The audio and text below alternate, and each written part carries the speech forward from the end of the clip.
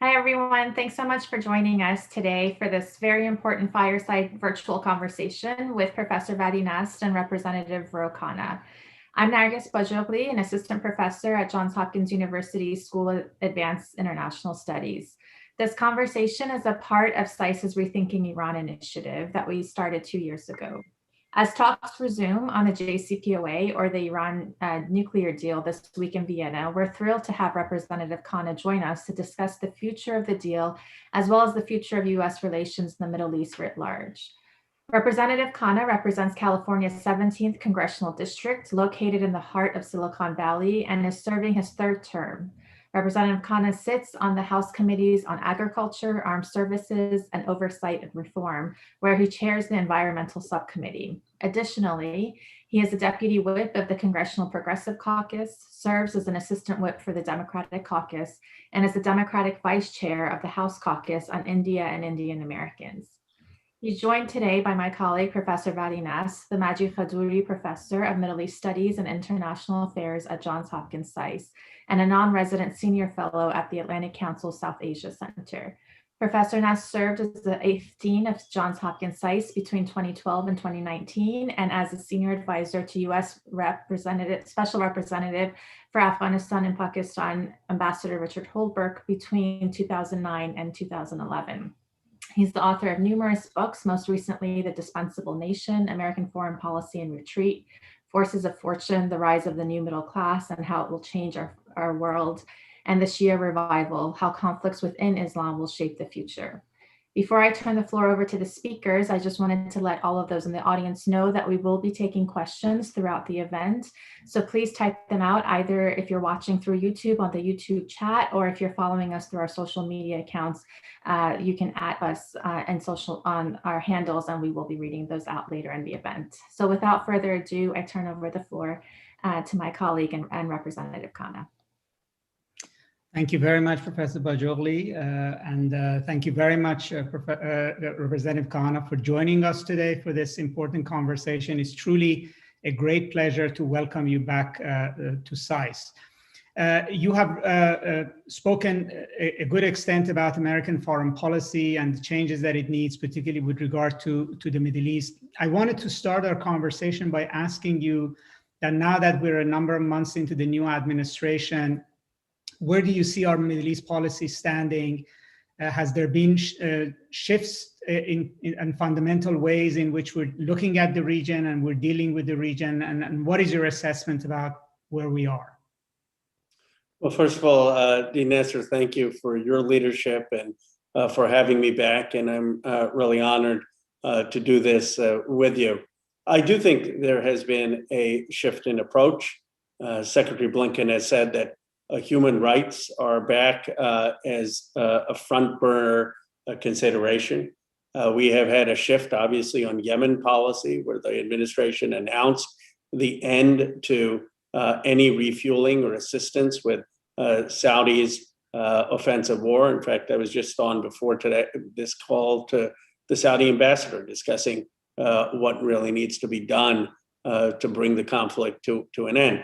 I do think in that case, we have to go further. We have to eliminate the blockade. And, I know the Saudis say, well, it's the UN inspection regime. But if there is going to be a UN inspection regime, it shouldn't be the coalition doing the inspection, because they don't have the credibility. So I think when it comes to the blockade, much more needs to be done. And David Beasley has said 400,000 children risk starvation if we don't do it. But I've been encouraged, at least, that there has a special envoy, that the administration is taking it seriously. Same with Iran. There's been a shift, really encouraging appointment with Rob Malley. I can't think of a better person. I've known him. He's wonderful. He's terrific. But we have to now give him the reins to be able to get a deal done and to not play a game of chicken. So all in all, I would say encouraging first steps, but they've really been baby steps, and now we need to build on them. Thank you. I mean, you mentioned Yemen, which is obviously a major humanitarian as well as a military problem for the United States as well as Saudi Arabia. But in another case of a long-running war, that of Afghanistan, which also the administration favors an end to it. And I know you have also spoken about that. You know, is there a room you would see to engage Iran on these conflicts in a fruitful way that would actually allow us to get to where we need to be on Afghanistan and Yemen? Certainly, one, I guess I don't think we should link. I'm open to conversation.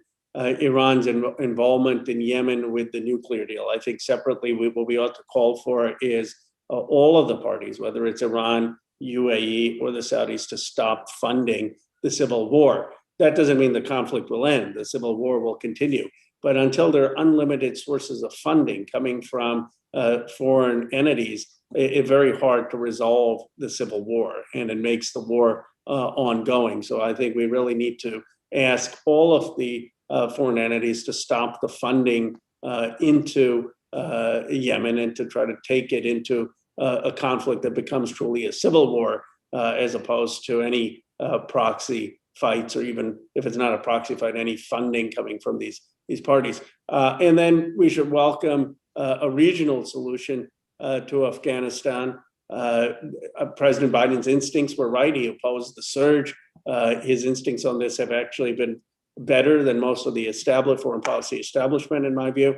And so he needs to, I think, now that he has the power, withdraw. Now, I'm not hung up on whether he does it on May 1st or whether he does it 3 months later or by the end of the year. The point is that he needs to have a responsible withdrawal, I would argue, sometime this year. And I'm encouraged that it seems that that is the direction he's headed. We just earlier this week, for the first time, the United States and Iran were at least in proximate talks on the nuclear deal. Rob Malley and his team were in Vienna. The other members of the JCPOA were participating in a joint commission meeting. How do you see that move? Do you see it as getting an opening into direct talks into the U.S. going back into JCPOA? I do. If I may add to it, sometimes for those outside, it's not clear whether the U.S. is keen on going back into JCPOA, or is it looking for a different deal, a bigger deal, right at the outset. For instance, when Secretary Blinken testified before Senate, he mentioned adding missiles issues and regional issues to the package. So what is your thinking on where Congress sits on this? What might be the path forward here? Well, it's not clear to many of us in Congress what the issue is in terms of whether they're trying to get a better deal or get back into it. My view is that we ought to get back into it first, not have a better deal as a precondition to getting back into it, and then we can negotiate the details. But we have to start with facts. When President Trump took office, Iran had 102 kilograms of enriched uranium. Today they have 2.5 tons. That's 25 times the capacity, and they're headed towards a nuclear capability if we just allow the status quo.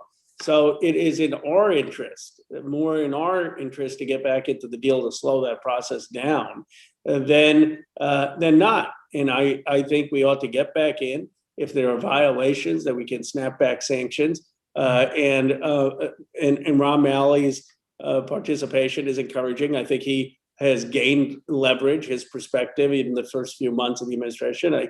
He was kind of kept on the sidelines, and there seemed to be some breakthrough last week. It's still unclear, and there's a lot of pressure from some of the more hawkish members in Congress. But I'm hopeful that they will see this as a continuation of President Obama's legacy and a recognition that the reset of the U.S.-Iran relationship in any way that is constructive in the way that Obama envisioned would do wonders for our policy in the Middle East and extricating us from these long-ending conflicts. I mean, you mentioned the dissent in Congress. Just I think yesterday or the day before, there were 4 Republican senators who wrote a letter to the president discouraging U.S. rejoining JCPOA, and particularly referred to Rob Malley's mission to Vienna as a reference point. And before that, we had a joint letter by Senators Graham and Democratic Senator Menendez, also discouraging joining JCPOA in the hope of a larger, better deal. And it looks a lot, I think, I'm sure to the Iranians, but to others, that the Congress actually holds a lot of power here in terms of how much maneuvering room the administration might have in pursuing this. I was wondering, is this a debate internal to within Congress, particularly within the Democratic Party, as to if those who are opposed to JCPOA, do they have a better alternative? Is there something that they want the administration to do in lieu of pursuing this path? Well, it's a great question. It is a debate among the Congress in terms of what our path should be. As you know, the closer we get to the Iranian election, and I'd love your views on that, it seems to me that the bigger risk that someone more hardline would win, and then you may see delay till August until they could act. So I think that the window is not very large. And I think you raised the exactly correct question. If we aren't going to re-enter the JCPOA, what is the alternative? Is it just to talk tough and say, well, we want our deal, or we're not going to do anything? And then what happens if we're at a standoff and Iran continues to develop? Are we then basically conceding that there is going to potentially be a military solution? And of course, the solution to Iran's nuclear program is very different than what happened in Iraq in the early 1980s. Iran is a far more sophisticated power, and I don't think there's any appetite in the United States to be embroiled in a kind of military exercise, either unilaterally or even on behalf of our allies or in support of our allies. So if you believe, as I do, that there is not a good military solution, then there seemed to be very little alternative but to engage with the rest of the world. One issue that has Iran's supreme leader put on the table and then was again reiterated by Iran's national security advisor, that Iran will, in the end of the day, only talk about JCPOA. Nothing more than what the structure of the deal was in 2015. And it also wants the US to lift sanctions and verify that those sanctions have been lifted before it would get into full compliance. If that's sort of ends up being the Iranian position, that only JCPOA and only if it's verifiable compliance, would that be something that's actually the administration you think can sell to Congress?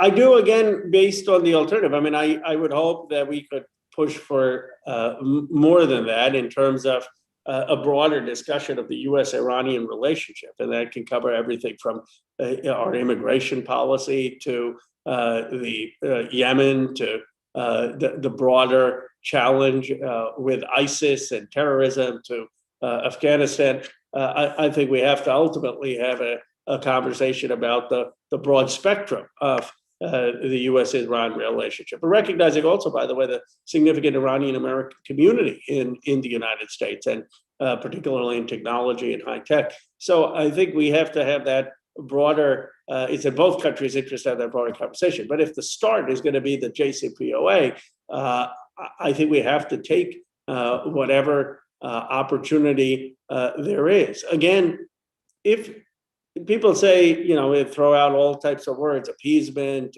accommodation, but you can throw out those words only if you're willing to back that up with saying, well, there has to be a military option. And, when people talk about appeasement in the past, and I would agree that in World War II or others, there should have been a military option. But you can't throw around the view of don't engage if you're not willing to talk about a military option. And I just don't think that in the United States at this moment, the American public want us involved in another military adventure in the Middle East.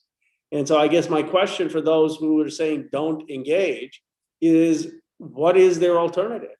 Are they talking about support for a military option? Or if not, what is the alternative?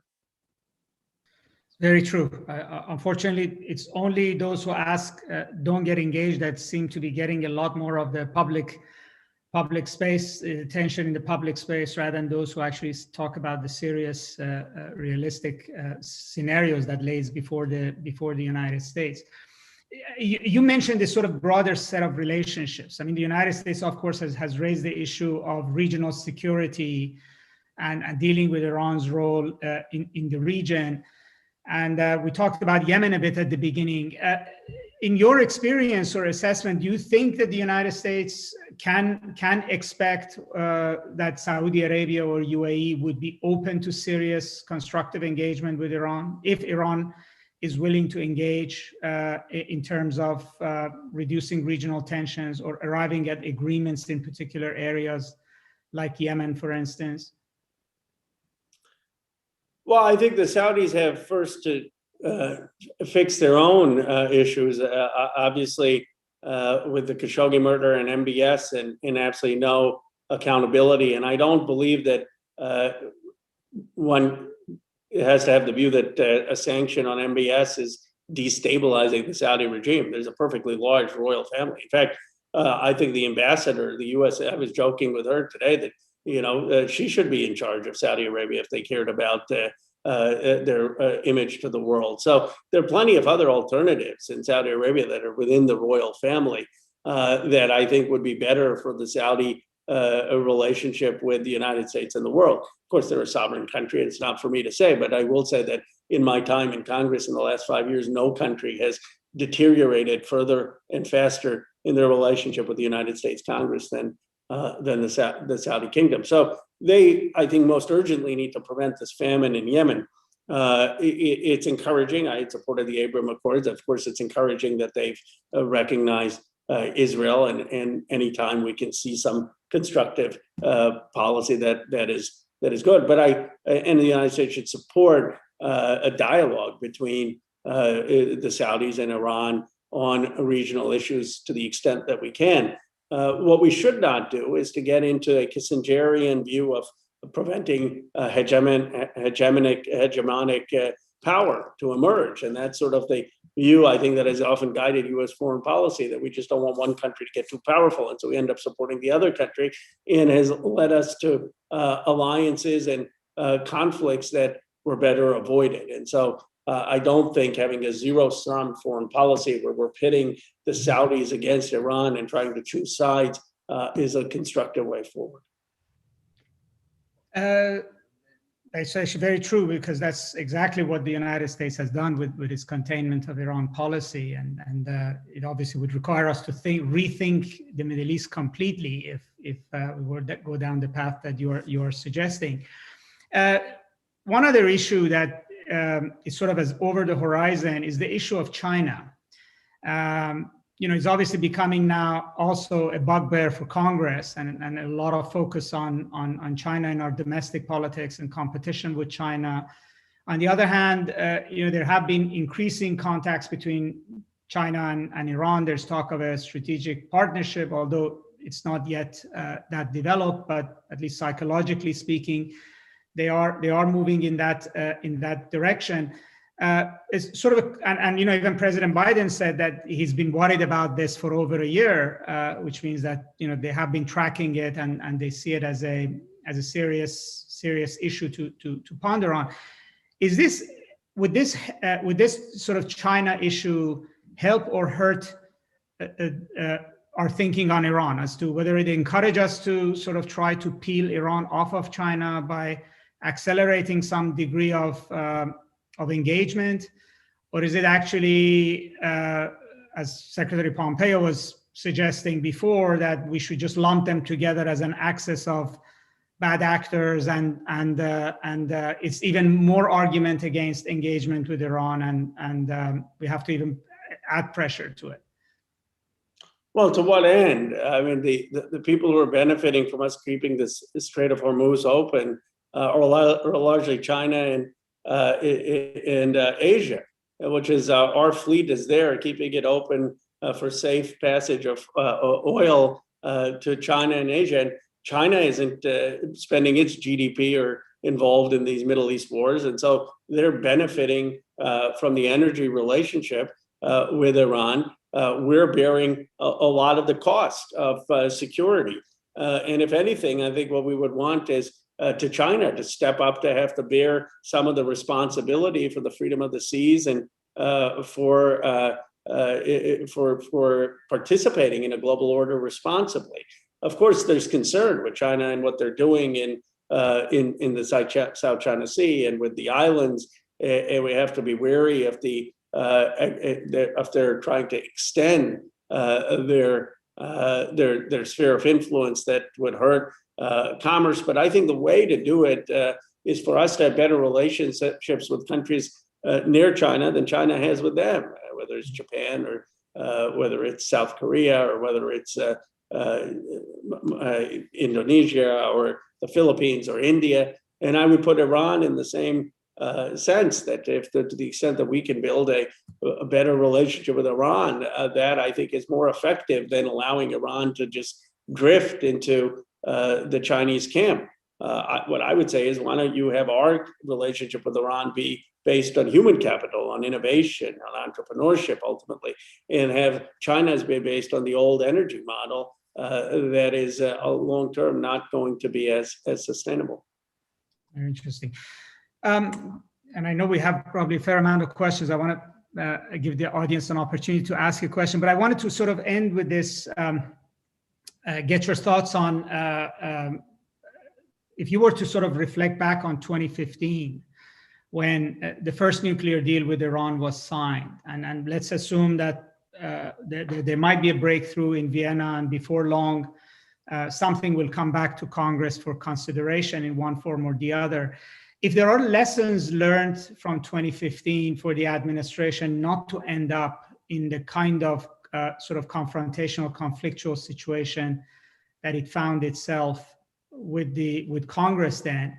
And then on the other side, I mean, Iranians did not benefit from congressional hostility to the deal. I think one lesson they may have learned is that if an agreement does not have support beyond the administration, it's vulnerable. And I think in 2023, under the old JCPOA, I think Iran was mandated to implement its additional protocol, and the United States was mandated to ratify JCPOA. So if you were to reflect back, what might be lessons you would tell Rob Malley and the administration that this time around they ought to take care and take these steps so that we don't end up where we did in 2015 with Congress? I think President Obama actually did a very strong job in standing up for the deal and making it clear to groups opposing it that they weren't going to win, that this was a White House priority, and the White House was going to get it done. And I think that that's a good indication of the approach that Malley should take, and the Biden administration should take. It should obviously, I've never talked to the president about this, but if he has the view that this is something he's going to get done, and he makes it clear that he's going to be behind this, he expects the Democratic Caucus to be behind this. This is good for American security, and those who are opposing this are endangering American security interests, then I think it will get done. If they take a more tentative approach and talk about good arguments on both sides and don't have strong presidential leadership, then I think it risks the fate in Congress. So I don't think that this is a case of, Woodrow Wilson with the League of Nations, where whatever he did was probably not going to succeed. I think this is a case where the Congress is divided, and presidential leadership can make the difference. Thank you. So with that, I'm going to ask my colleague, Professor Bajogli, to see if there are questions and to field them to the Congressman. Sure. So we're actually having a ton of questions for you, Congressman. The first, I'm grouping them together as they come along. A few people are asking about, you mentioned that human rights are back on the table with this administration. And so how can human rights in their various ways be addressed with going back into the JCPOA? And as a follow-up question, if human rights are on the agenda under the Biden administration, how does that square with the continuation of sanctions, the Trump era maximum pressure sanctions on Iran, especially in the middle of a pandemic and the humanitarian crisis, this person asked, that's been created by the sanctions regime, leaving many Iranians without access to life-saving medicines? Well, I called even in the Trump administration that when it came to the pandemic, when it came to food, when it came to medicine, the sanctions should not cover those, that those are things that we should lift regardless of the JCPOA, just on purely humanitarian grounds and on purely self-interested grounds, that we want to eradicate COVID and from every part of the planet, as President Biden recently said. More broadly, I think that we have to always be reviewing, as Secretary Blinken is, the sanction policy and seeing whether sanctions actually effectuate change in behavior or whether they only end up hurting the poor and working class and strengthening a regime in an anti-American propaganda campaign. So I do believe sanctions are appropriate, but looking at how we have them be most effective in ways that minimize humanitarian damage and minimize the ability for leaders to demagogue them, but actually are felt by the leaders themselves, is a source of review that we ought to undertake. In terms of human rights, I mean, there's no doubt that Iran has violated human rights in numerous cases, when it comes to political prisoners, when it comes to internal issues, when it comes, in some sense, to their funding of the Houthis and support of the Houthis in Yemen. But those are, I think that the biggest danger to human rights is if Iran develops a nuclear weapon in a way that is isolated from American influence. And so if we care about human rights, we ought to be first and foremost preventing Iran from getting such a weapon, and ensuring that we don't lose Iran completely in our sphere of influence. Otherwise, if they drift towards China, that's not going to help us for human rights. But we ought to, in the bilateral relationship, always bring up human rights as a priority, just like we do in the China relationship with the Uyghurs. No relationship in a complex world is perfect, where we can stop interacting if there are human rights violations. By that metric, we wouldn't have any interaction with many countries. So it's always a balancing act. But I think what Secretary Blinken meant is, if there is a meeting in Iran about our economic issues, about our security issues, that human rights concerns will be part of that agenda, up front in that agenda, and not buried under the table.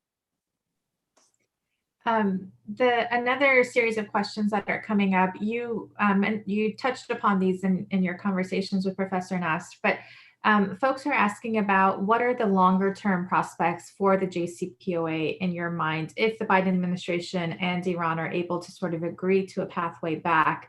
But what, from that point onward, especially looking into what potential, if another Republican administration comes into power in the United States, given the fact that there's a growing field of fresh first-term or a hardline sort of Congress people within the United States, as well as depending on what happens in the Iranian elections, if that goes into the more conservative hardline end. So let's say that discussions in Vienna sort of lead to coming back in some ways in the next few months of the JCPOA. What do you see potential measures being in not sort of repeating the same things that happened with the Trump administration? Well, first of all, the Trump administration was a unique, I would say, cult of Trump personality. There were a lot of people within the Trump administration, even Mattis, even people who had opposed the deal, who didn't think it made any sense for us to get out of the deal. So I don't think if we get out of the deal, unless we have again another president, which you never you never know, who would be willing to ignore all his foreign policy advice, that you're going to have the reneging in the same way as we had this time. I think you would probably have more continuity. But to the extent that we've learned lessons, I mean, obviously, ideally, we would get some moderate Republicans on board, at least get Republican voices who aren't currently serving in the foreign policy leadership on board, make sure that as many of our allies are on board and committed, and really raise the stakes for someone to come in and change policy that dramatically. I think it would be much harder to do, and especially if you're not talking about someone other than Trump. But it is always a risk when you do something without bipartisan support. Unfortunately, in this case, it doesn't look like we're going to have bipartisan support, and I don't think that should derail the agenda to try to be constructive. Thank you. Another series of questions touch upon the Iran stance of no direct talks with the United States, and any ideas about, for advocates of engagement such as yourself, what's the best hope to secure JCPOA return, and then to sort of work on that issue that Iran has stated that it will not be returning to direct talks with the United States anytime soon. So sort of squaring their line, as you talked previously with Professor Nast, with the future of potential negotiations. Well, I mean, I think that Iran has to move from their position. I mean, my understanding is that that if we are willing to make a good faith effort of removing some of the sanctions that Trump imposed, that they need to make a good faith effort of engaging in dialogue. And I think long term, as many of the Iranian American community in the United States would say, it is not in Iran's interest to isolate itself from the United States, not just because of the United States and the incredible power will continue to be in the 21st century, but because we are a nation that represents entrepreneurship and innovation and pluralism and youth and all that I think some of the best of the future of the knowledge economy and the future of the world. And why Iran would want to distance itself from that kind of model of governance and align itself instead with, I would believe, our more outdated models of governance, I don't think it's in the interests of the Iranian people. And so it seems that both sides have a real interest for a reset of the relationship. When it comes to questions of, there are a few folks asking about the disinformation campaigns, social media disinformation campaigns. And given that you are a representative from an area that is sort of home to some of these big tech companies, how should this question of disinformation on social media, not just as it relates to domestic politics, but also as it relates to foreign policy, be dealt with, and both from our perspective as from our situation as within the United States in policy, and more writ large when it comes to our foreign policy? Well, I think it's a big challenge. I mean, on the positive side, the internet has facilitated the possibility of communication. So today we know people or reports from Yemen. We are more engaged around the world. With the Black Lives Matter, you saw solidarity movements around the world. You have the possibility of a more empathetic, engaged foreign policy. On the flip side, it has been a tool used for polarization. It's empowered a parochialism of a Bolsonaro or a Trump. And you don't always have internet participation leading to cosmopolitanism, as internet participation can also amplify right-wing movements. I mean, that's what Steve Bannon wanted to do. So what is the solution? I mean, I think that we have to really think about how we construct the modern public sphere, modern digital public sphere. There are a lot of ideas. I mean, one could be consent before we give up our data so that people can't be targeted. and have algorithmic amplification of targeting people based on their sensitivity to false information. The second could be public disclosure of these algorithms and stakeholder involvement in them. A third could be crowdsourcing of news. So it turns out if people are crowdsourcing what is credible news, there's actually convergence between people across the ideological spectrum of the 10 to 20 sources that they see as legitimate, which is encouraging, and maybe that could be included in a design. And then looking at how you design these platforms in ways that aren't just attention grabbing, but actually are encouraging rational exchange. But we're at the incipience of the digital age. When the printing press was created, it took decades of violence before we built liberal democratic institutions. And the challenge for us is, how do we build democratic values within modern digital architecture, and so that we can have constructive public discourse as opposed to what we have today. Sure. So there's a series of questions which actually bring in Professor Nasta's book on the Shia revival, but their question is directed towards Representative Khanna, which says that Professor Nasta's book, The Shia Revival, outlines how Shia populations across West Asia are becoming increasingly integrated. Some obviously diverge from the stances of the Iranian state. But is there merit in attempting to move U.S. foreign policy towards a paradigm where the U.S. engages what sort of in mainstream analysis called, populations that are quote unquote proxies of Iran? So instead of viewing them as mass bases for Iranian proxy groups, that they could be have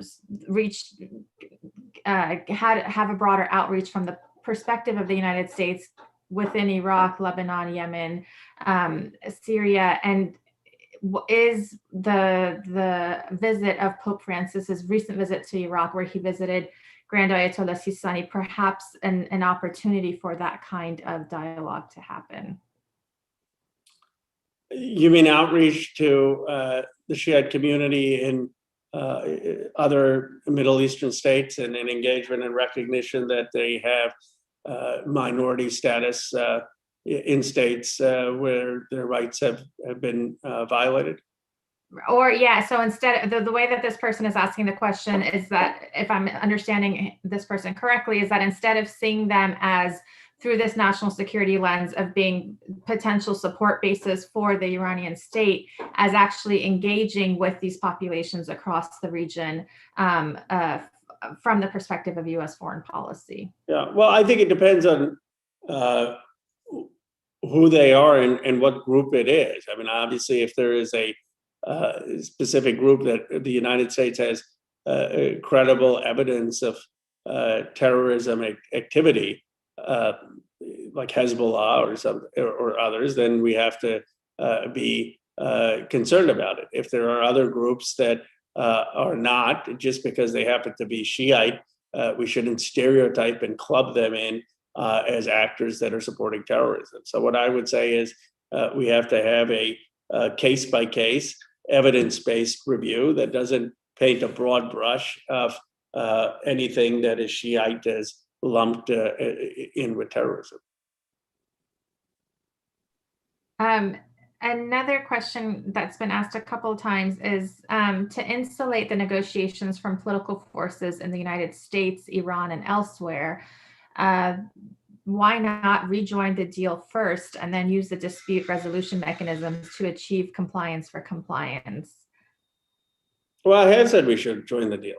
I mean, I think let's lift sanctions, join the deal, and then snap back the sanctions, which we always can. I have not heard a good argument for why that's not a rational approach. If anything, Iran is it would be one thing if Iran weren't developing nuclear capability. The status quo is they're developing nuclear capability. The status quo benefits them, not us. But we're the ones who need to change what the status quo is, unless you believe that the maximum pressure campaign suddenly is going to work. It hasn't worked so far. It's going to make things worse. The only excuse for delay is if you think that the maximum pressure campaign is working. And I just think that that's empirically not the case, but that would be the only rational basis for saying that we should hold out. So we I- do have some. Sorry, go ahead. So just follow up on that point. So during the campaign, it looked like the rhetoric of the campaign was very similar to what you described, Congressman, namely that the U.S. would go back to the deal and look for compliance fairly quickly, even potentially give some goodwill measures at the beginning, like allowing humanitarian flow of humanitarian support for Iran. But then when they came in, it looked like there was a different policy of basically sitting and waiting for the pressure to work on Iran. And now it looks like maybe they're changing again. Is it correct to see that there have been shifts from campaign to the first 3 months to this point, that the administration's calculation has changed? I personally believe, I don't think this is a strategic question. I think it's a political question. I think the question is, President understandably has a lot on his plate. He wants to spend his political capital on getting every American vaccinated, on getting the American recovery going, on getting the infrastructure bill through. Remember, President Obama didn't spend his political capital on this till the end of his second term. And my sense is that this will require political capital on the behalf of the president. He's going to have to be willing to take on and push some of the more conservative senators, even within our own caucus. He's going to have to explain to the American people that this is not appeasement in any way, that this is strategic. He's going to have to withstand powerful groups that are going to say we're selling out on national security. And I think that initially he probably didn't want to jump right into to that fight. But I think within the administration, Malley and others' voices have said you don't have an indefinite time to wait. That delay is actually going to make this much harder. And that if this is something you want to deliver on your first term, we have to act. And so I don't think it is strategic differences as much as political differences.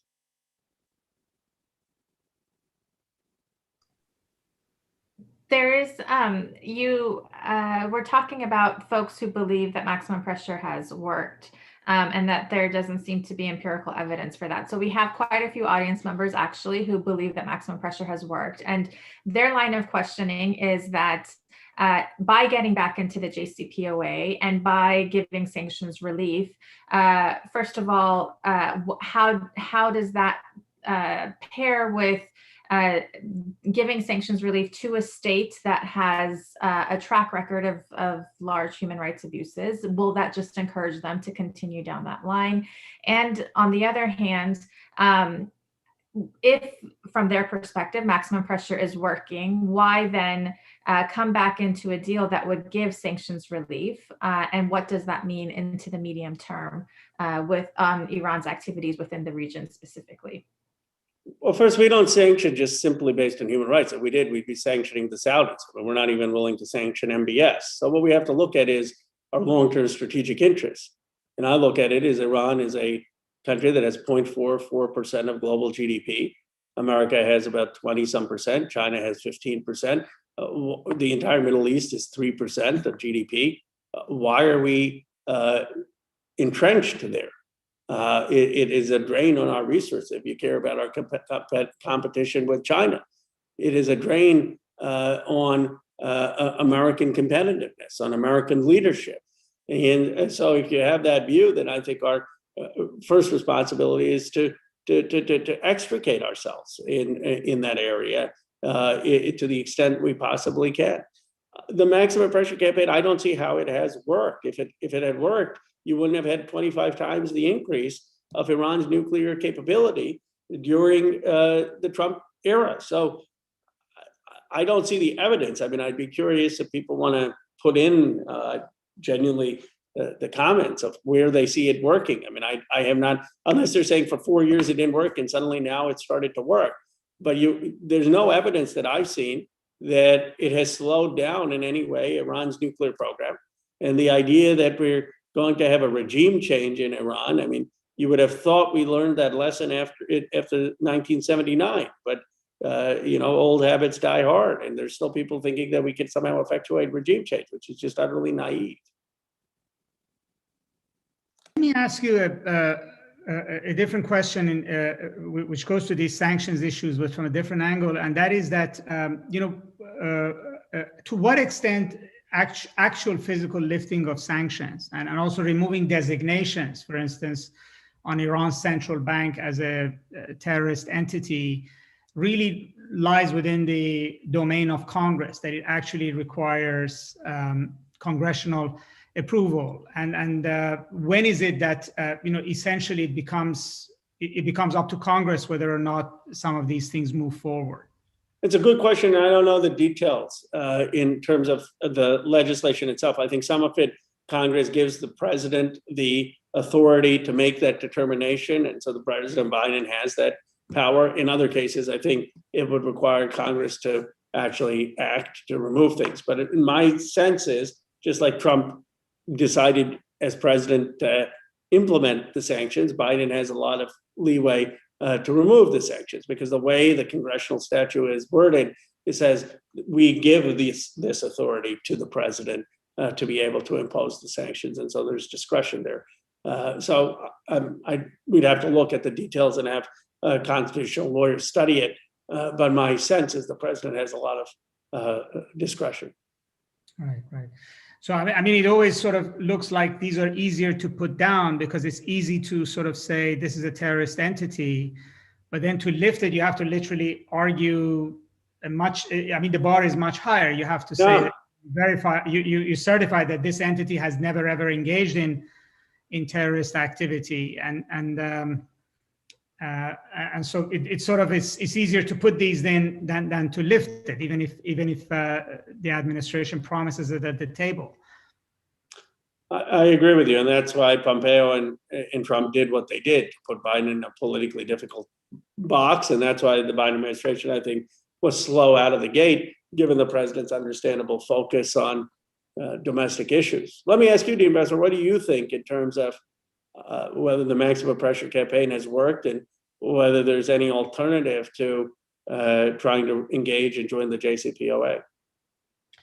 Well, I mean, if the objective was to get Iran to a new deal, which is what the administration thought, it hasn't worked. If the idea was to bring Iran to its knees economically, it hasn't worked. And if the goal was regime change, I think the only kind of regime change we're seeing in Iran is that the hardliners are becoming more hardline and more powerful. So we may end up dealing with a much more difficult country than the one that we were used to, without any gains. And as you mentioned, Iran is marching towards building a huge capacity of 20% enriched uranium, which that would give them a lot of leverage at the negotiating table. So my sense is, I think maybe the United States thought the longer it waits, the better its hand would be. But I think we're in a situation where now the longer it waits, the weaker its hand is going to be. And I think the legacy of the President Trump is that he hasn't left anybody with any good options that you could exercise. And then I also take your point about Iran's presidential elections. I think we now have passed that. It's going to be difficult to change the impact the public mood in the short time frame we have, and your interlocutor always makes a difference. Iranians often say there's no difference between American presidents. We don't believe that, and the other side holds true. There might be minor differences, but those matter a lot in who you're talking to. Yeah. I think my colleague also had a question for you, Professor Bajoli. Before I get to my question, there was another audience question that I think we haven't covered today, which is relates to our conversation, which is the tit for tat that's happening on the seas between Israel and Iran when it comes to the tankers. And Representative Khanna, do you see this as hampering or in any way impacting U.S. negotiations and diplomatic efforts more broadly when it comes to the JCPOA and negotiations with Iran? I think it obviously makes the situation more complicated. The more conflict you have, and that's why I think our role ought to be to try to de-escalate the tension between Iran and Israel, or Iran and the Saudis. The conflict doesn't benefit the United States in any way. Our interest is to see a reset of the Iran relationship, to be able to make sure we aren't facing any terrorist threats at home, and that we aren't involved in these long-ending wars. And to do that, I think de-escalation of conflict in the Middle East is in the U.S. interest.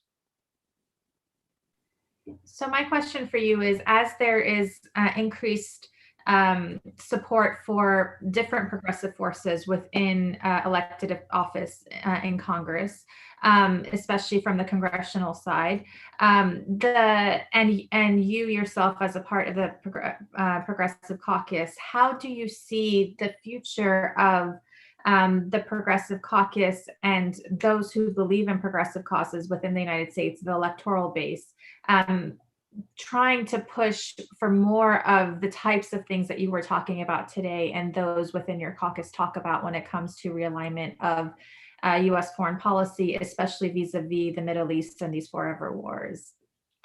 Well, I think the tie has to be to people's lives here in the United States. And Janet Yellen had a wonderful line yesterday when speaking to the caucus. She said the American budget has basically become a military plus pension, and we have not been making productive investments in the United States in terms of our education, our infrastructure, our growth.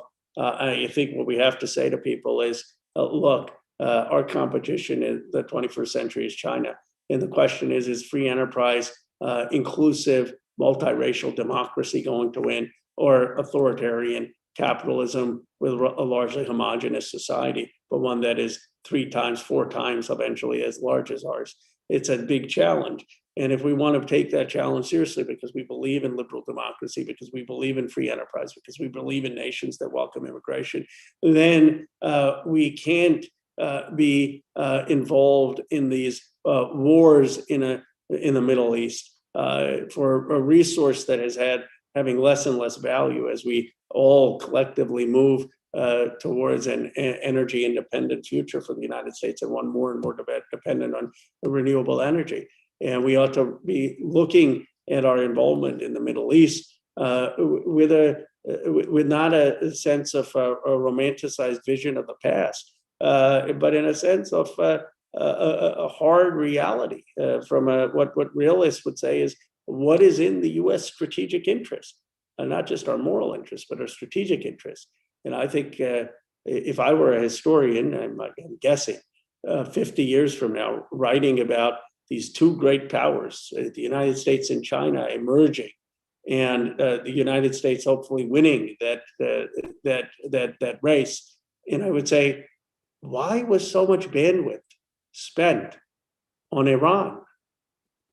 What explains that obsession by the United States of America, when it would be as if Sparta and Athens were worried about some tiny island that Sparta, all that Sparta was talking about, or Athens was talking about, is this tiny island, not Sparta. And so I think it's a huge suck of our resources and our time and our energy, where really we ought to be figuring out how do we become the most productive, innovative nation in the world. Congressman Khanna, thank you very much for this very rich conversation. I think it spoke to the depth of not only your knowledge about the region, but also you provided very thoughtful answers to varieties of aspects of U.S.-Iran policy. So we're very grateful for you joining us today and shedding light on this complicated topic. And we hope that we have opportunity to welcome you back to SAIS. Well, thank you. I always learn, obviously, when I have these conversations, and appreciate your counsel and expertise, and excellent conversation. Thank you for having me.